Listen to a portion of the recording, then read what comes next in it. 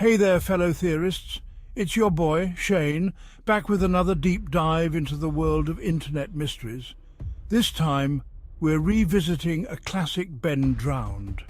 For years, this creepypasta has haunted the darkest corners of the web, a chilling tale of a haunted video game cartridge possessed by the ghost of a boy named Ben. The original story, posted on 4chan back in 2010, captivated readers with its eerie atmosphere and unsettling implications. The story followed Deducible, a college student who bought a used copy of The Legend of Zelda Majora's Mask, only to find it was haunted by a malevolent entity. The story went viral, spawning countless theories, fan art, and even inspiring other creepypastas. The Legend of Ben Drowned became a digital campfire story, a cautionary tale about the potential horrors lurking beneath the surface of the internet. But just when the legend seemed to be fading into obscurity, something strange happened. New evidence emerged suggesting that the story of Ben Drowned was far from over. Enter TheThirdElegy, a YouTuber known for exploring obscure internet mysteries and creepypastas. Intrigued by the resurgence of Ben Drowned, TheThirdElegy began investigating, hoping to separate fact from fiction. He scoured online forums, piecing together fragments of information and following digital breadcrumbs left behind by those who had dared to venture into the depths of the Ben Drowned mythos. His search led him to a series of cryptic messages and hidden websites, all hinting at something sinister lurking beneath the surface. The deeper he delved, the more convinced he became that there was more to the story of Ben Drowned than meets the eye. Then, TheThirdElegy received an anonymous tip, a lead on a website claiming to be selling a Majora's Mask cartridge, allegedly owned by Deducible himself. Skeptical but intrigued, TheThirdElegy decided to take a chance. He contacted the seller, a shadowy figure who only communicated through encrypted messages. After weeks of negotiation and a hefty sum of money, the package arrived. Inside was a worn-out Nintendo 64 cartridge, its label faded and scratched. The words Majora's Mask were barely visible. TheThirdElegy felt a chill run down his spine as he held the cartridge in his hands. It felt strangely cold, almost damp, as if it had been submerged in water. He knew he should have just thrown the thing away, but curiosity, that old devil, got the better of him.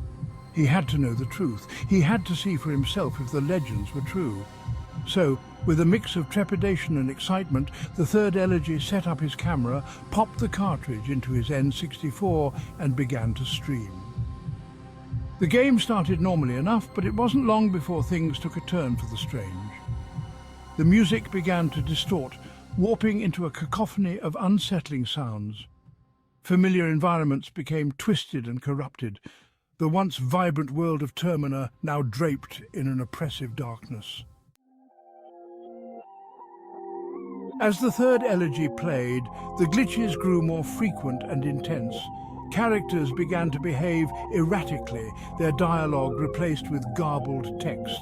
The game world itself seemed to be collapsing in on itself, with textures flickering and disappearing, revealing glimpses of something dark and unsettling beneath. Then there were the statues, the haunting childlike statues with their piercing, empty eyes that seemed to follow TheThirdElegy's every move.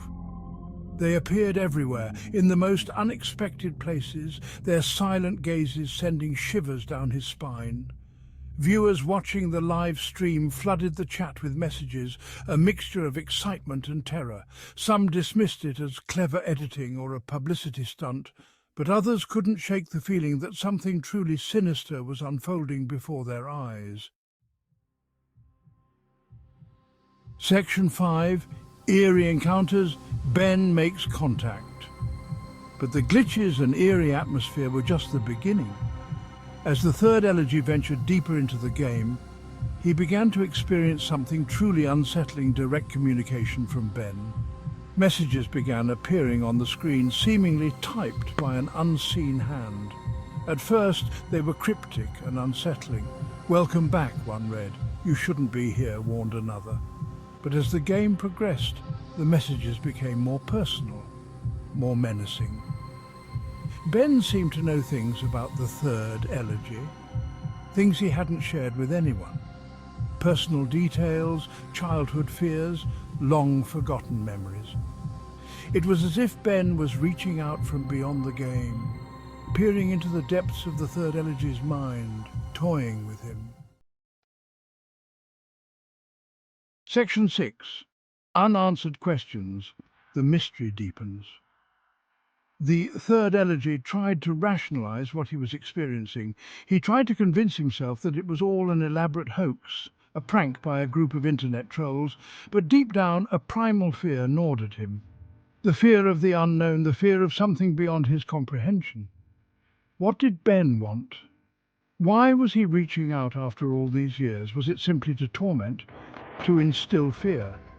Or was there something more sinister at play? The Third Elegy was determined to find out. He continued to play, documenting every glitch, every message, every unsettling encounter. He reached out to other gamers, tech experts, even paranormal investigators, hoping to find someone who could shed light on the mystery. Section 7. Beyond the game real-world anomalies. But the more he investigated, the more convinced he became that this was more than just a haunted video game. Strange things began happening in the real world.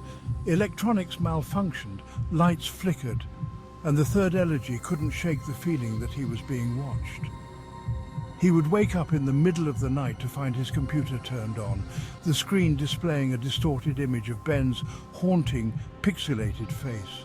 He began to experience vivid nightmares, haunted by the same unsettling imagery from the game. The line between the game and reality was blurring, and the Third Elegy found himself spiraling deeper into the mystery, his sanity hanging by a thread. Section 8. Isolation and Fear. The Third Elegy's Ordeal. The weight of his investigation, the constant fear and the lack of sleep began to take their toll on the Third Elegy. He became withdrawn, isolating himself from friends and family. He was obsessed, consumed by the mystery of Ben Drowned. He knew he should walk away, that he was in over his head, but something kept him going. A strange mix of fear and morbid curiosity. He had to know the truth, even if it destroyed him. Section 9. A Haunting Legacy. Ben Drowned's Enduring Grip. The Third Elegy's investigation into Ben Drowned became a cautionary tale, a reminder of the dark side of the internet, a place where legends and reality collide in terrifying ways. It showed that some mysteries are best left unsolved, some doors best left unopened. But even as the Third Elegy's story faded from the headlines, the legend of Ben Drowned persisted. New sightings were reported, new glitches discovered, new theories proposed. The digital ghost of Ben Drowned continued to haunt the internet, a chilling reminder that some stories never truly die. Section 10. Conclusion. The nightmare continues. So, what happened to the Third Elegy? Some say he disappeared, his online presence vanishing without a trace. Others claim he's still out there, somewhere in the digital ether, continuing his investigation, forever bound to the curse of Ben Drowned.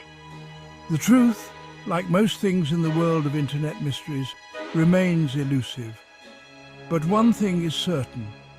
The legend of Ben Drowned continues to capture our imaginations, reminding us of the power of stories, the allure of the unknown, and the darkness that can lurk beneath the surface of our digital world. Until next time, stay curious, stay skeptical, and most importantly, stay spooky. And remember, sometimes the scariest monsters are the ones we create ourselves.